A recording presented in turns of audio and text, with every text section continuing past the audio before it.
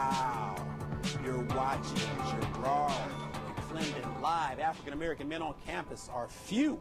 Black males not going to college. Whose fault is it anyway? Is it the community's fault or the colleges that don't recruit black males? I know you have an opinion, Chicago. Give me a call, 877-358-CLTV. I've got Joshua Williams on the show tonight, Northwestern University senior. Joining us now by telephone is the executive director of Brother to Brother and SAAB, National Student African American Brotherhood, Dr. Tyrone Bledsoe. Dr. Bledsoe, how are you this evening? I'm doing well, doing well. Good to be on your program. It's good to hear your voice tonight. You know, the numbers are bad when it comes to black males going to college and then black males graduating. Why are these numbers so bad, Dr. Bledsoe? And then we're going to get into some remedy.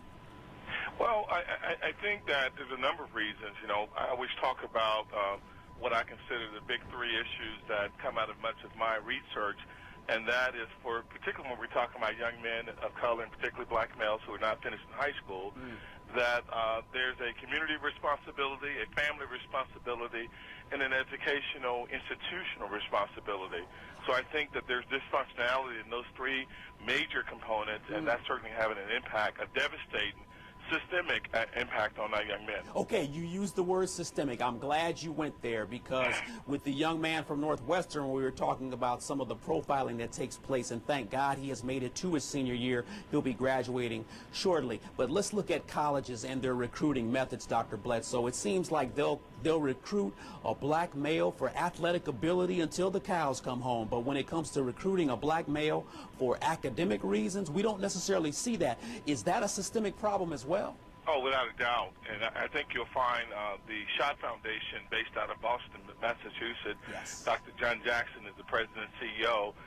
They have a national campaign called OTL, Opportunity to Learn. And what's happening is that foundation is an advocacy group that's really beginning to hold states accountable for things as such, the systemic, devastating issues that are impacting our young men, particularly socially, educationally, and economically. Yeah. And we're looking at those outcomes, and certainly that's dismal, as we've done research for many years on that. Dr. Bledsoe, I want to talk about support systems for African American males in college shortly. I want you to get things together on that, because I know your program at SAAB is amazing. Let me go to Joshua Williams. Joshua, yes. You've been through three and a half years of college, man. You're about to complete the fourth year. How have you gotten through college, man? You know, because there's so many obstacles out there. How did you get through, Joshua? Well, I mean, as far as being an African American on Northwestern University campuses, there are resources there that where you can go and have support. There's the Black Student Union. There's 4 members only. There's the African American Student Affairs offices, as well as resources outside of the cultural community at Northwestern. Yes. That allows you to come and sort of be and leverage on those resources. Yes. Go ahead. But I think there's also resources within the Chicago community as well, such as the Black Star Project and different arts organizations where you can go and express yourself and be a part of a cultural community that may not be found at Northwestern University. I like that. You know what, Dr. Bledsoe, I think he's hitting the nail on the head here. What programs do you have, Dr. Bledsoe, in ensuring that even if a black male is on a campus and they're the serious minority, how can they still persevere and get through SAAB? Well, that's a good point, and Joshua mentioned, I hope I got his name right, he mentioned the Black Star Project. I'm certainly familiar with that, with Phil Jackson and us being partners with that group. We have in SAAB, and I'm glad you introduced me, mentioned, and also Brother to Brother, SAAB National Headquarters. SAAB, the organization, is a culturally sensitive organization that aims to increase the number of African American males and Latino males who graduate from college. And we do that by creating a peer positive community at institutions that are members of our organization. We're now approaching 250 chapters across 39 states. And we're one of the best things happening now with regards to providing that positive peer support group for young men of color. We obviously focus a lot more on African American males. That's what we started with when we started this group 20 years ago. And we're seeing that those connections are critical, particularly from the standpoint that these young men, many of them come out of experiences where they have been disenfranchised in the community, in the family, in the educational institutions, K-12.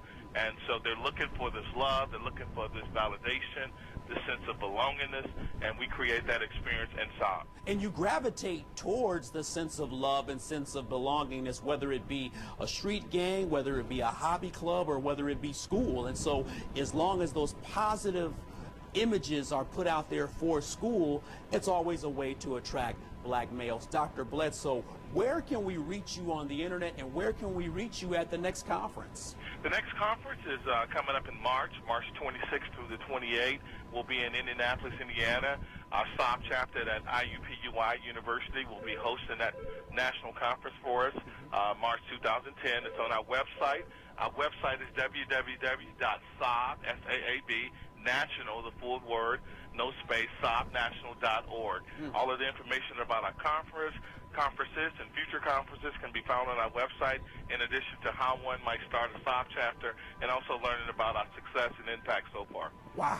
Dr. Tyrone Bledsoe, hey, we want to thank you for being on Gerard McClendon Live tonight. Keep up the good work, man. I mean, you know, whenever I've seen you at one of your conferences, you always keep your head up. You keep everyone positive in the room.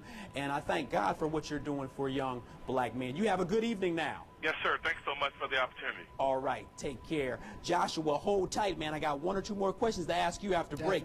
On campus, African American men are few. Are we profiled or programmed not to achieve? Black males not going to college. Whose fault is it? The black community or the colleges that don't recruit? I know you have an opinion, Chicago. Call me, 877-358-CLTV. Gerard McClendon Live. Back in 2.